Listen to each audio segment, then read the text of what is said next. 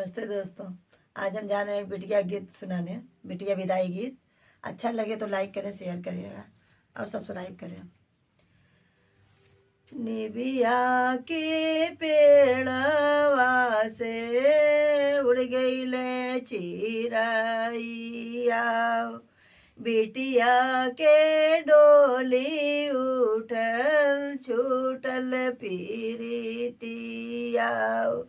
निबिया के पेड़वा से उड़ गईले चिरैया, बिटिया के डोली उठल छूटल पीरितिया।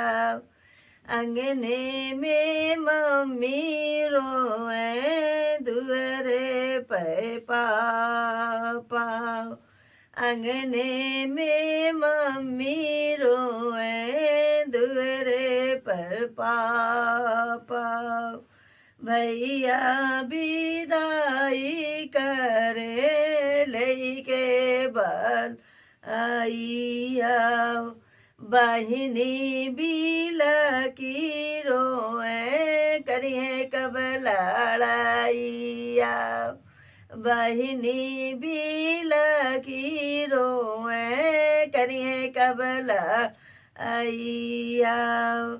निबिया के पेड़वा से उड़ गईले चिरैया, बिटिया के डोली उठल छूटल पीरितिया।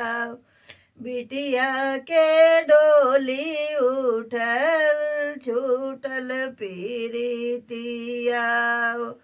अंगने में चाची रोए दुअरा पे चाचा, अंगने में चाची रोए दुअरे पे चाचा।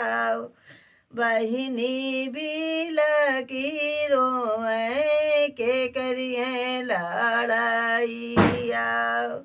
निबिया के पेड़वा से उड़ गईले चिरैया, बिटिया के डोली उठल छूटल पीरितिया।